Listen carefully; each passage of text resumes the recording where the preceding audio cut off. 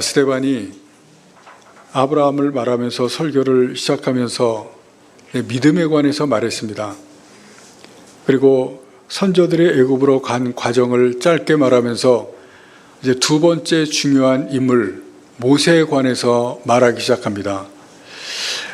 모세에 대해서 말하는 것은 목적이 있습니다. 37절, 오늘 본문의 말씀 다음에 나오는 37절 말씀을 보시겠습니다. 이스라엘 자손에 대하여 하나님이 너희 형제 가운데서 나와 같은 선지자를 세우리라 하던 자가 곧 이 모세라. 모세가 나와 같은 선지자를 세우리라 이렇게 말합니다. 나와 같은 선지자라고 하는 이 부분은 앞으로 자신과 같은 선지자가 나올 것이라고 그렇게 예언을 하는데, 이 나와 같은 선지자가 바로 예수님을 말씀하고 있습니다. 이 부분에 대해서 이야기하면서 스데반이 지금 무슨 얘기를 하냐면, 스데반이 지금 앞에 아브라함부터 쭉 설교를 하면서 초점을 맞추는 그 초점은 누구냐면 아브라함도 아니고 모세도 아닙니다. 스데반의 설교의 초점은 예수님입니다. 그래서 지금 모세를 말하고 있으면서 모세는 예수님의 예표라고 하는 것을 우리에게 가르쳐 줍니다.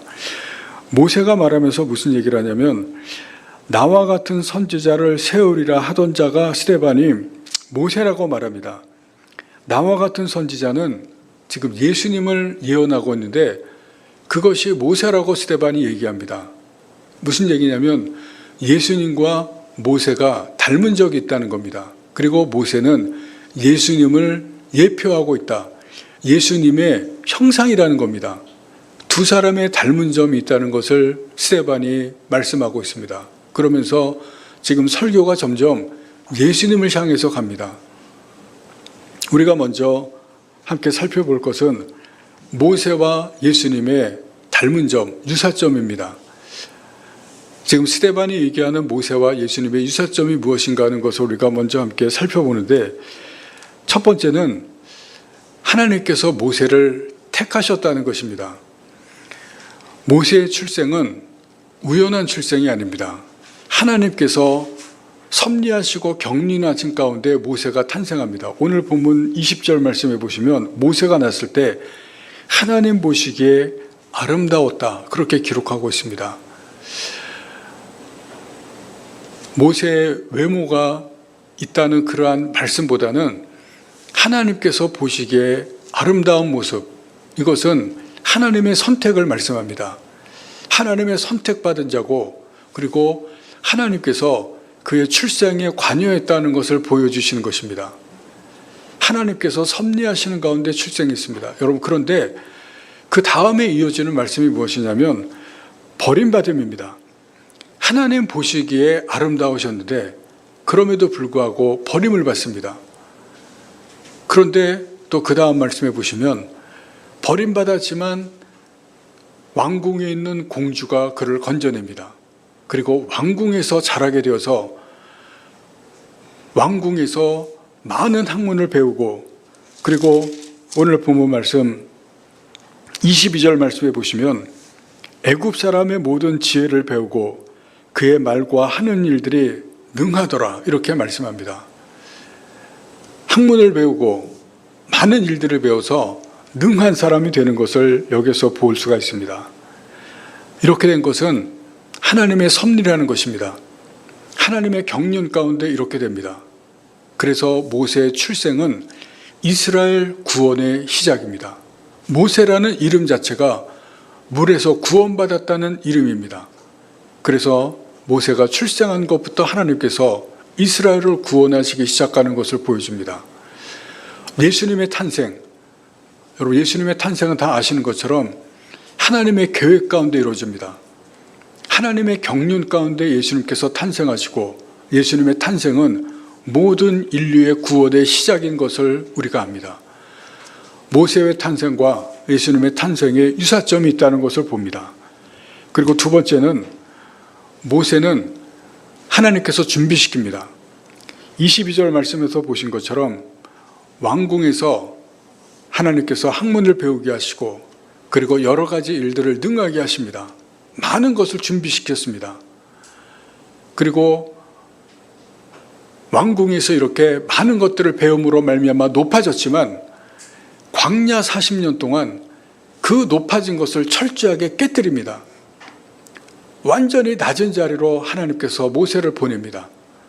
낮고 낮은 자리로 보내시고 완전히 모세의 자존심까지도 하나님께서 다 깨뜨리시는 것을 우리가 볼 수가 있습니다.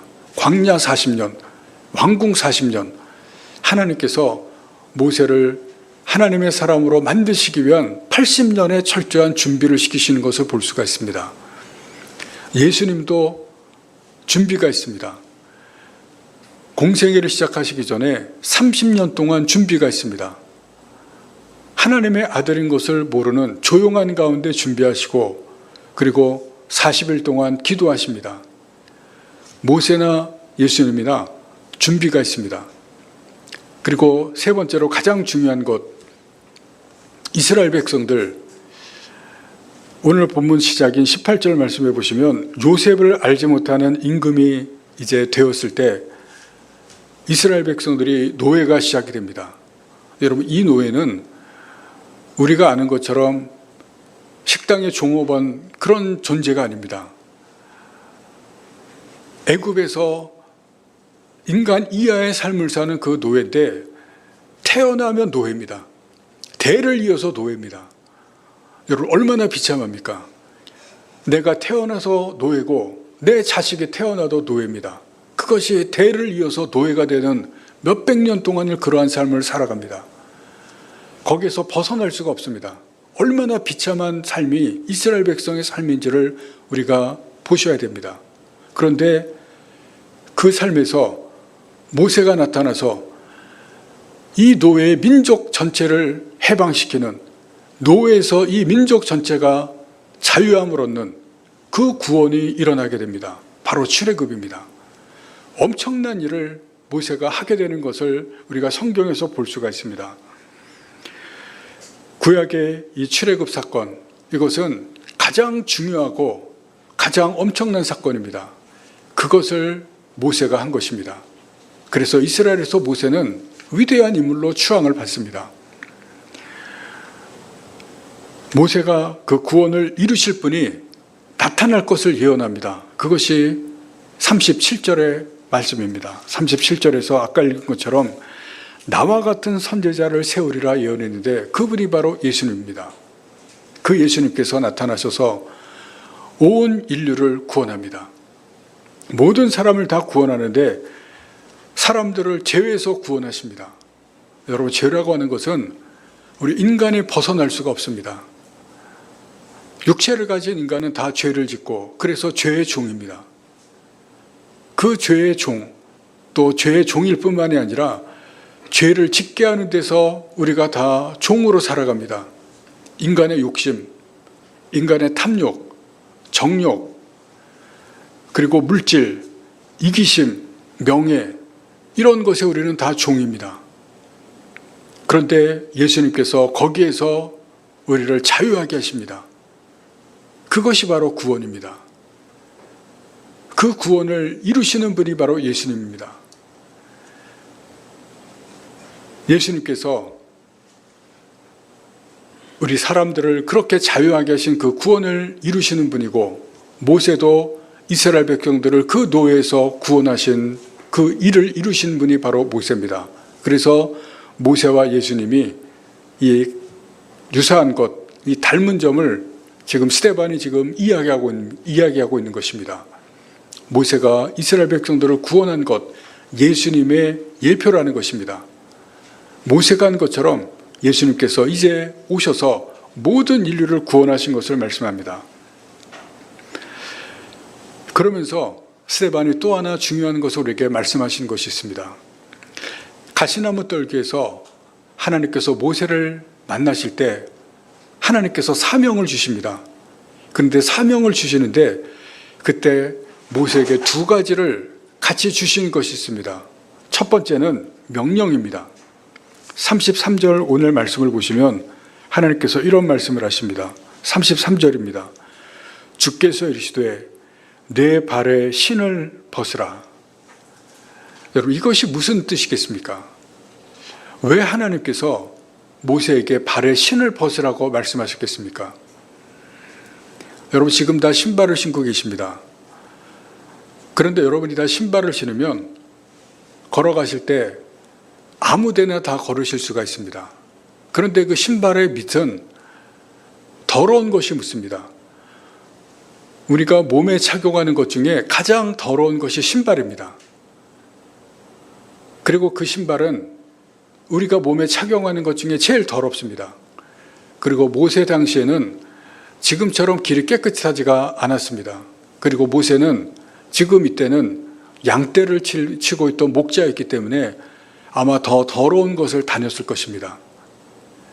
그 더러운 것이 무엇입니까? 모세가 잘못한 것들, 모세가 지은 죄들입니다. 모세가 잘못 행한 것들입니다. 모세가 지금 왜 광야에 와 있습니까? 살인죄입니다. 사람을 죽이고 지금 광야에 와 있는 살인자입니다. 그 죄를 지금 모세가 갖고 있습니다. 그리고 모세가 광야에 와서 좌절감이 있을 것이고, 그리고 절망감이 있을 겁니다. 왕궁에서 40년 동안 화려함과 권세와 수많은 학문을 배우고 자기가 능력을 가지고 있었는데 지금 아무것도 못하는 이 사막에서, 광야에서 모든 것을 다 잃어버린, 모든 것을 다 포기할 수밖에 없는 거기에서 지금 무기력하고 절망감에 사로잡혔을 것입니다. 그런데 하나님께서 내 신발을 벗으라고 하는 것은 내 잘못, 내 그 죄악된 모습들 다 벗어버리라는 것이고, 과거를 벗어버리라는 것입니다. 내 절망감과 좌절감과 무기력함과 희망 없는 그 모든 것, 내가 가지고 있는 마음에 있는 것들 다 벗어버리라는 것을 지금 말씀하는 것입니다. 모든 과거의 것들 다 버리라는 것, 그것이 바로 신발을 벗으라는 것입니다. 이스라엘 백성들이 출애굽할 때 모세와 함께 신발을 벗었어야 됐습니다. 애굽이라고 하는 땅은 이스라엘 백성들에게 죄악의 땅입니다. 거기에 430년 동안 있는 동안에 하나님을 올바로 섬기지 못했습니다. 거기에 애굽의 신들을 이스라엘 백성들이 점점 더 섬기고 애굽의 풍습을 따라갔습니다. 애굽에서 구원받고 애굽에서 해방되면서 애굽을 나오면서 그 모든 죄악들, 그리고 애굽의 풍습들 다 버렸어야 됐습니다. 그러나 이스라엘 백성들이 그렇지 못했습니다. 애굽의 신이 마음에 남았고 애굽의 풍습과 애굽의 노예적인 생각들이, 노예적인 사고방식들이 그대로 다 남아서 광야에 나온 것입니다. 여러분, 이스라엘 백성들이 광야에서 40년을 지내면서 가장 많이 한 것이 무슨 얘기입니까? 애굽으로 돌아가겠다는 겁니다. 어려움을 만나고 고생하는 길을 만났을 때 모세에게 애굽으로 다시 돌아가겠다는 많이 합니다. 이미 애굽을 떠나왔는데 다시 애굽으로 돌아가겠다는 것이 무슨 뜻이겠습니까? 노예적인 사고방식과 노예적인 그러한 삶을 버리지 못했다는 겁니다. 몸은 애굽에서 떠나왔는데 마음은 아직도 애굽에 있다는 겁니다. 하나님께서 모세에게 내 신발을 벗으라고 말씀하셨는데 이스라엘 백성들에게도 애굽을 떠날 때 그 신발을 벗으라는 것을 모세를 통해서 가르쳐 준 겁니다. 애굽에 있는 죄악된 것들, 애굽의 사고방식, 풍습, 생각들 다 벗어버리고 던져버리고 이제 애굽 땅을 떠나서 광야로 들어와서 가나안을 가라는데 이스라엘 백성들은 그것을 못했습니다. 애굽은 떠났지만 광야에서 노예적인 풍습들, 노예적인 그러한 사고방식, 노예적인 생각들 그대로 다 가지고 있었습니다. 그 결과가 무엇이냐면 광야에서의 죽음입니다. 아직도 신발을 벗어버리지 못했기 때문에 이스라엘 백성들은 광야에서 다 죽음을 맞이합니다.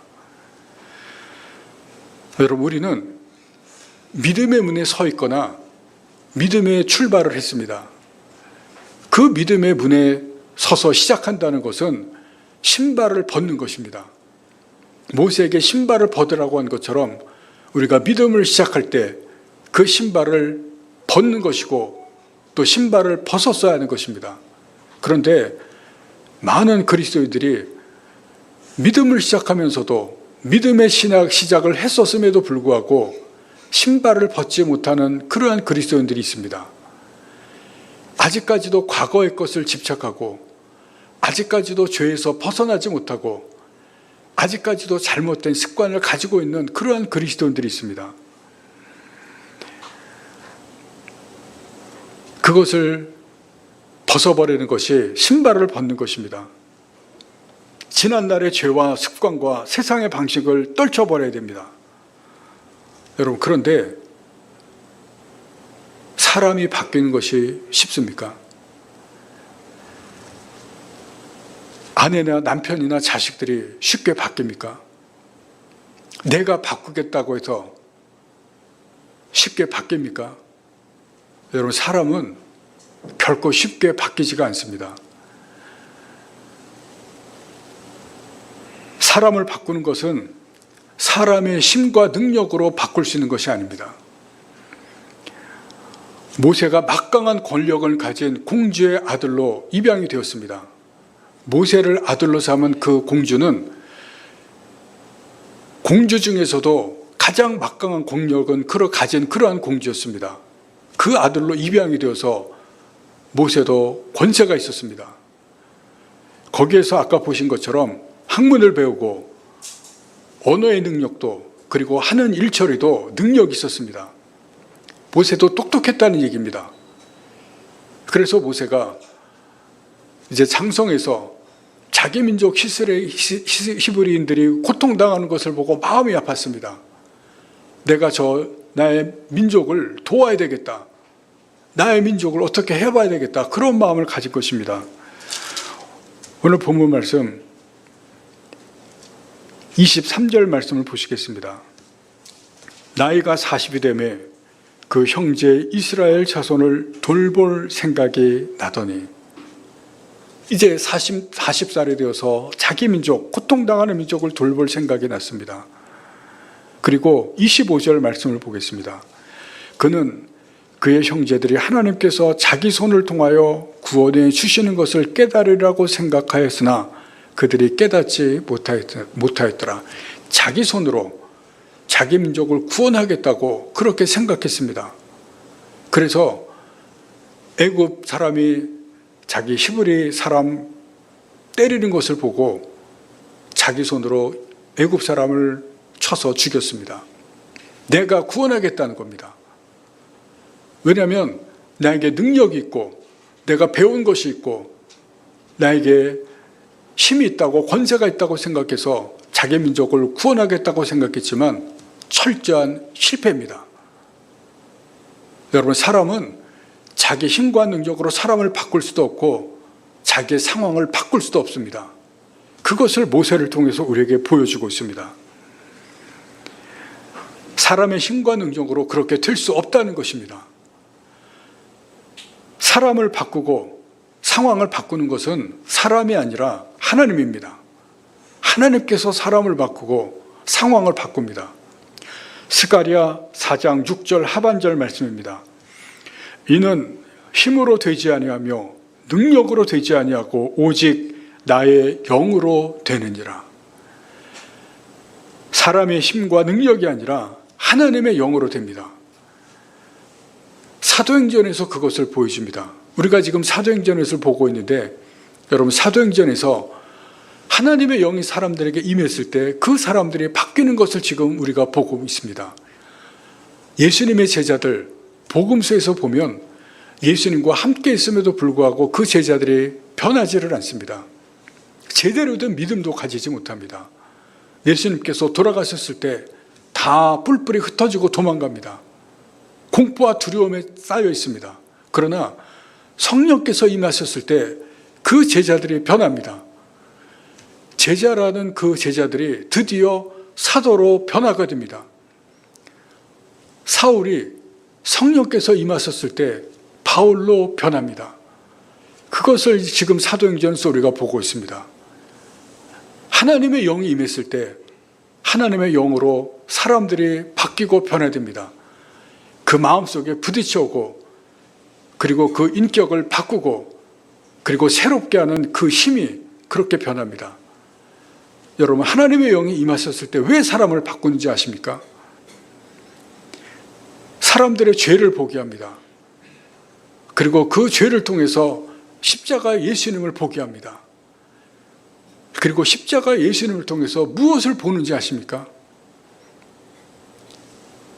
내 죄를 용서하시는 예수님의 그 사랑을 봅니다. 여러분, 사람을 바꾸는 것은 사랑입니다. 여러분, 지금 우리 사회에 넘쳐나는 것이 뭡니까? 정의와 공의입니다.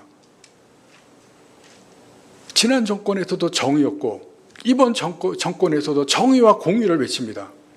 수많은 사람들이 잘못하는 것을 지적하고 올바른 정의, 올바른 공의를 세우라고 합니다. 여기 정의와 공의는 무엇이냐면 칼을 잡는 겁니다.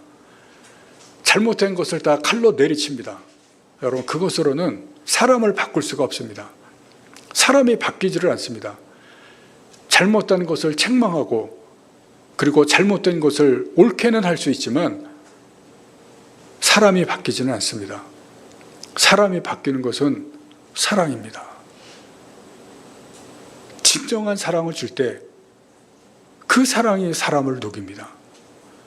사도행전에서 사람들이 왜 바뀌는지 여러분, 그것은 성령께서 임하시지만 그 성령께서 자신들의 죄를 보게 하고 자신들의 그 죄가 예수님께서 자신들을 용서하시고 자신들을 아무것도 한 것이 없지만 자신들을 사랑해 주시는 그 십자가의 사랑을 알기 때문에 성령께서 그 십자가의 사랑을 보여주시기 때문에 바뀌는 겁니다.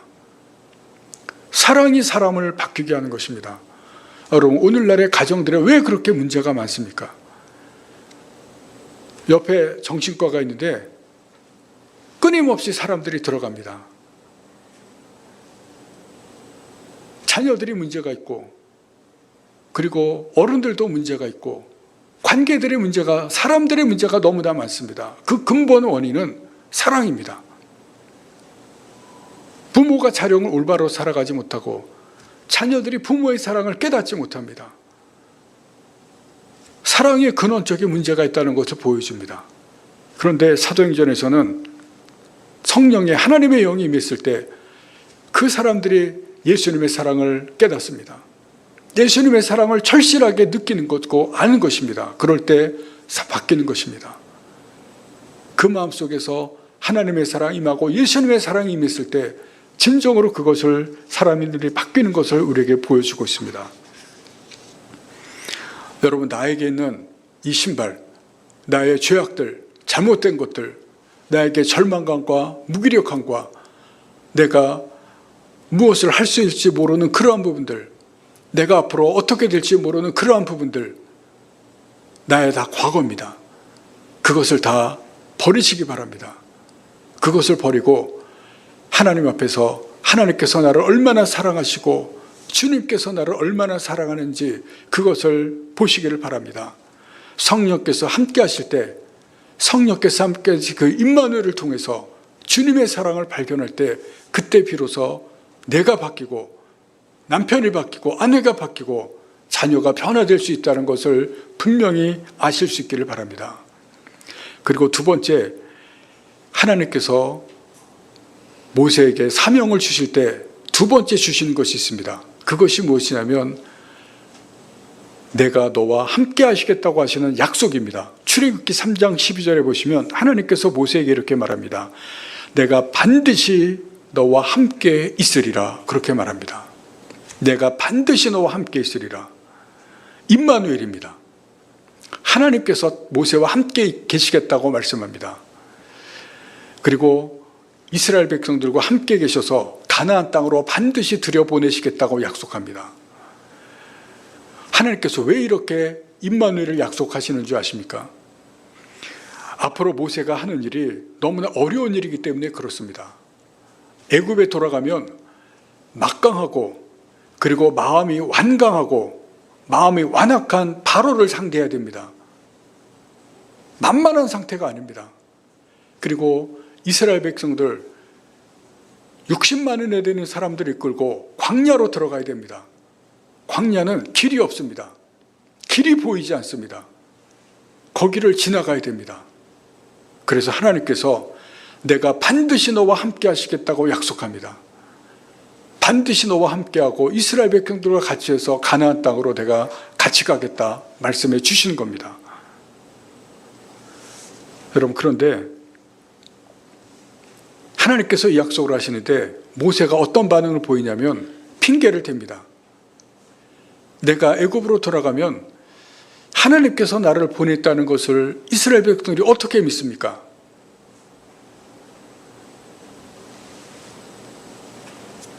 나는 말을 하지 못합니다. 이런저런 핑계를 다 댑니다. 여러분, 모세가 왜 이런 핑계를 대겠습니까? 하나님을 믿지 못하기 때문에 그렇습니다. 내가 반드시 너와 함께 하겠다고 하시는 그 약속을 모세가 믿지 못하기 때문에 그렇습니다. 믿지 못하기 때문에 핑계를 댑니다. 나는 못 가겠다는 겁니다. 나는 그 일을 못 하겠다는 겁니다. 그것은 하나님을 믿지 못하고 하나님의 약속을 믿지 못하는 그 믿음이 없는 것을 보여줍니다. 여러분, 지금의 상황을 한번 잘 보시기 바랍니다. 하나님이 모세에게 나타났습니다. 그리고 하나님께서 나타나서 음성을 들려주시면서 약속하시고 말씀하시는데 그것을 믿지 못합니다. 만약 여러분에게 하나님이 나타나고 여러분에게 하나님께서 음성을 들려주시면 어떨 것 같습니까? 너무 놀라지 않습니까? 저는 하나님의 음성을 듣기를 너무나 원합니다. 그런데 하나님께서 음성을 들려주시면 정말 너무나 좋을 것 같습니다. 당장 믿을 것 같은데 모세는 믿지 않습니다. 여러분, 여기에 중요한 것이 있습니다. 하나님께서 함께 하신다고 약속을 하셔도 또 하나님께서 함께 하셔도 내가 믿지 않으면 소용없습니다. 내가 믿지 않는다면 다 소용이 없다는 것을 지금 모세를 통해서 분명하게 보여주십니다. 이스라엘 백성이 출애굽을 해서 광야로 들어갑니다. 광야로 들어갈 때 그 전에 하나님께서 애굽에서 10가지 재앙을 보여주시고 그리고 홍해를 가르치고 이스라엘 백성들을 건너게 하십니다. 따라오던 애굽의 군대는 홍해에서 다 죽었습니다. 그리고 광야에서 하늘에서 만나를 내려주시고 반석에서 물을 나오게 하셔서 물을 주시고 수많은 기적을 하나님께서 보여주십니다. 그 기적들을 다 보여주신 것은 하나님께서 너희와 함께 하신다는 것을 지금 깨닫게 하시고 알게 하십니다. 여러분, 그런데 그것을 다 경험한 이스라엘 백성들이 하나님을 믿지 못하고 자신들과 함께 한다는 것을 믿지를 못합니다. 그 증거가 있습니다. 그 증거가 무엇이냐면 광야 40년 동안의 이스라엘 백성들이 가장 많이 하는 것이 무엇이냐면 불평과 불만과 원망입니다. 불평과 불만과 원망이 뭔지 아십니까? 하나님을 믿지 못한다는 겁니다. 하나님을 믿지 못하면 불평과 불만과 원망이 계속해서 나옵니다. 이스라엘 백성들이 광야 40년 동안에 불평과 불만과 원망이 계속해서 나왔습니다. 그것이 바로 하나님을 믿지 못하는 것이고 하나님께서 자신들과 함께하는 것을 믿지 못했습니다. 여러분들도 잘 보시기 바랍니다. 불평이 많고 불만이 많고 원망이 많다면 내가 하나님을, 예수님을 믿지 못하는, 함께 하신다는 것을 믿지 못한다는 겁니다. 이스라엘 백성들이 그랬습니다.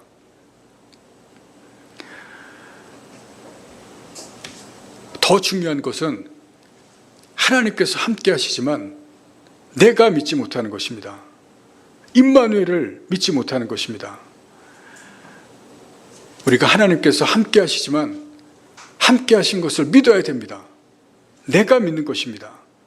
함께 하셔도 믿지 못하면 이스라엘처럼 불만이 쌓이고 불평하고 원망하게 됩니다. 모세처럼 사명을 주셔도 하나님께서 일을 하게 해주셔도 핑계하고 그리고 일하지 않고 결국은 하나님을 화나게 만듭니다. 여러분, 그런데 모세와 이스라엘이 다른 것을 보여줍니다. 모세는 처음에는 말씀드린 것처럼 하나님께서 함께 하신다는 약속을 믿지 못했지만 달라집니다. 애굽으로 돌아와서 이제 모세를 맞서게 되면서 모세는 하나님께서 함께 하신 것을 믿기 시작합니다. 하나님께서 나와 함께 하신다는 것을, 하나님께서 모세와 함께 하시는 그 기적들 10가지 재앙을 하나하나 보면서 모세는 믿기 시작합니다. 그래서 광야에서 이스라엘 백성들을 애굽에서부터 가나안까지 이끌고 주신 사명을 감당합니다. 왜냐하면 하나님께서 함께 하신 그 임마누엘을 믿었기 때문에 그렇습니다. 그런데 이스라엘은 말씀드린 것처럼 끝까지 믿지 않습니다. 하나님께서 함께 하시는 임마누엘을 믿지 않습니다. 그래서 그 사람들은 광야에서 다 죽습니다. 약속은 받았지만 자신들의 약속을 이루어지는 것을 보지 못합니다. 자신들의 약속의 성취를 이루어지는 것을 보지 못하고 광야에서 다 죽습니다. 왜냐하면 믿지 못했기 때문에 그렇습니다. 다시 한번 말씀을 드립니다. 하나님께서 함께 하신다는 것을 믿는 것이 얼마나 중요한지를 여러분들 아시기 바랍니다. 하나님이 함께 하셔도 믿지 못하면 소용이 없습니다. 믿는 것이 그만큼 중요합니다. 예수님께서 우리에게도 약속하셨습니다. 예수님의 이름이 임마누엘이라고 마태복음에서 말씀하십니다. 이 땅에 오실 때 임마누엘이라는 이름을 가지고 오셨다는 것은 우리와 함께 하신다고 하시는 약속입니다. 그리고 예수님께서 하늘로 올라가시는 승천하시면서 또다시 약속합니다. 세상 끝날까지 내가 너희와 함께 하겠다. 분명히 약속하셨습니다. 그리고 예수님께서는 그 약속을 분명히 지키십니다. 문제는 예수님께서 나와 함께 하신다는 것을 내가 믿느냐 하는 것입니다. 함께 하셔도 믿지 않으면 소용이 없습니다. 내 문제, 내가 어려움과 고통이 있고 내가 힘든 것이 있는데 여러분 어떻게 하십니까? 예수님과 함께 하시는데 여러분 걱정하십니까? 우리도 인생의 광야길을 걸어가고 있습니다. 우리 각자가 인생의 길을 걸어가는데 여러분 만만하지가 않습니다. 큰 문제들이 있고 앞으로 어떻게 될지 아는 사람은 우리 중에 아무도 없습니다. 다 광야의 길을 걸어가고 있습니다. 중요한 것은 주님께서 함께 하신다고 약속하셨는데 그것을 믿느냐 하는 것입니다. 내가 예수님께서 함께 하신다는 것을 믿을 때 말씀을 이루어 주시고 약속을 이루어 주십니다. 우리가 임마누엘을 믿을 때 은혜를 주십니다. 내가 가진 짐이 있는데 그 짐을 대신 져주시고 어려움과 고통 가운데 있지만 함께 하십니다. 어려움과 고통이 없는 것이 아니라 우리가 다 있는데 그 가운데 함께 하시고 같이 걸어가 주십니다. 막힌 길이 있을 때 그 막힌 길을 뚫어주시고 없는 길이 있을 때 여러분 광야 사막은 길이 없습니다. 우리도 광야 사막과 같은 인생길을 걸어가는데 길이 없지만 그 없는 길을 만들어주시고 보이지 않는 길을 보이게 우리의 길을 인도해 주십니다. 예수님이 함께 하심을 믿으시기를 바랍니다. 믿음으로 예수님께서 나와 함께 하시는 이 인생길을 주님과 함께 걸어가실 수 있기를 바랍니다. 그럴 때 우리에게 은혜를 주시고 함께 동행하시고 반드시 우리를 인도해 주실 것을 믿습니다. 기도하시겠습니다.